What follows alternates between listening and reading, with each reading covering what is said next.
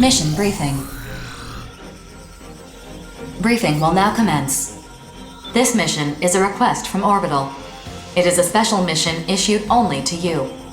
Grief has requested a meeting with you. Orbital has accepted his request and issued it to you as an official mission. Proceed to the designated site and meet with Grief.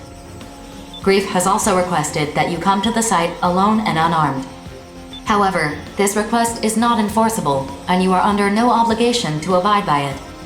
That being said, agreeing to this request is likely to earn you his favor. In the end, the decision is yours. In any event, make any necessary preparations and proceed to the meeting site. Briefing over.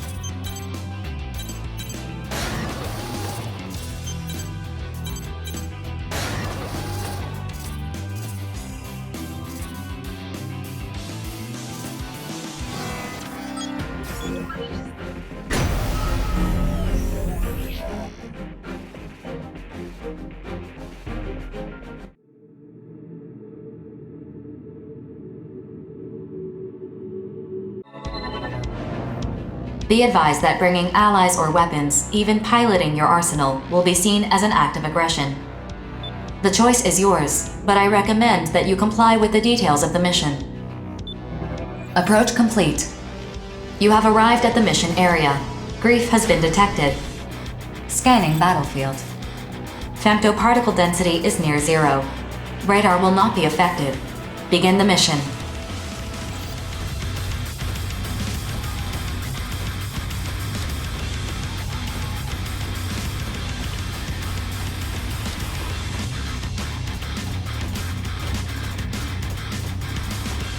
Even if I were destroyed, I'm just a copy with only some functions transferred over.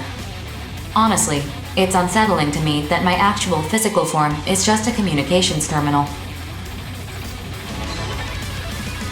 You're here, and I was so certain you'd come armed too. After all, you, the Brigadier General, and the other mercenaries have chosen to defy fate. You all share the same sense of justice, yes? And work together to achieve victory. I don't know who coined it, but your nickname Rookie is quite appropriate. How very interesting and foolish. In the end, it means nothing. There are more pressing concerns. That is why I called you here, to tell you everything. Why do you fight in the first place? What is victory, really? Destroying every last immortal and their corrupted AIs. Is that really what this is about? So you can safely extract femto resources from the Oval Link and waste them to your heart's content. The consortium nations, fools that they are, all believe that the center of the Oval Link contains an enormous mass of femto energy. That mass of energy is the being that will guide us, the Dominator. Or rather, a fragment of it. Its full body still slumbers on the moon. I know how this must sound to you. Trust me when I tell you that I have seen it. I have heard it speak to me. As the moon fell on the day of the awakening, I myself was awakened through my encounter with the Dominator. It is both will and power. It is attempting to guide humanity to their intended purpose. The Dominator has shaped the course of human evolution. References to it exist in ancient ruins, myths, even religious texts. Called by different names across different eras. Which brings us to the present era, and humanity's foolish ambition to use the remnants of the Dominator as an energy source. We have already stripped this planet bare of its natural resources, and now we're killing each other to satisfy our insatiable lust for femto. Over and over, this cycle repeats, a never-ending spiral. We don't even try to understand who or what we are. Inevitably, I suppose, Outers were born, humans who had adapted to femto particles. The moonfall exposed this body of mine to an incredible amount of femto particles, or as I see it, the will of the Dominator. That is when I awakened as an Outer, as did my comrades. Well, I don't mean to boast. No, I am proud. I am proud to be the world's first Outer. But what are Outers really? There are many theories, but I personally believe Outers are those who are capable of hearing the Dominator's voice. From the moment I could hear it, I have heeded the Dominator's voice. It has been no easy task. I've lost many comrades. 3 survivors, that is what we are, what Terrors is. You cannot imagine the hardships I endured to establish Orbital. The Oval Link project was never intended to protect humanity from femto particles. I conceived it to protect the Dominator from humanity. But I digress. I'm not here to wax nostalgic. Left undisturbed, the Dominator's will should have permeated the entire world.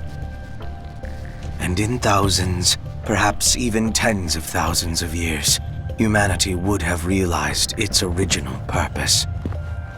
But that plan, eons in the making, fell to pieces when the moon did. Thus it now falls to me. As the Dominator's emissary, I will set everything back on its proper course. When the time comes, everything will die except the Outers. It is inescapable, but they will not die because I killed them. They will die because they could not adapt. Whether they die today or 10,000 years from now, it's all the same in the end. And now we have arrived at my main point. Listen very carefully. You have the right to advance to the next stage. You're a genetic failsafe, prepared in the event of an emergency, incorporated into the Oval Link project. In other words, your right is a duty. You have a duty to witness humanity's evolution. I won't tell you to accompany me. No matter what path you take, we will be together when the time comes. As we have been already. You may not have realized you have been working to help me. No, us, bring about a better future. We are but one thread weaving the future. You and I. I have said my piece. 4. Delete all records of this conversation. 2-party consent is required. Weren't you listening? The future is set. Keeping a record is pointless. If you require 2-party consent, consider yourself the second party and use your best judgment. Command executed. Conversation record deleted. Mission complete. Mission accomplishment recognized. Meeting is adjourned. Wonderful. Time is running short. I must make my final preparations. I look forward to greeting the inevitable future with you.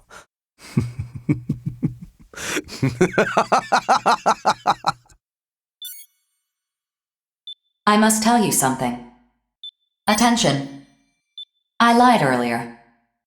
I did not delete the record of your conversation with Grief. My best judgment is to entrust the record to you. This mission has no return sequence. If Grief is to be believed, we are past the point of no return. You must judge for yourself where to go from here. I've said enough already. This mission is over.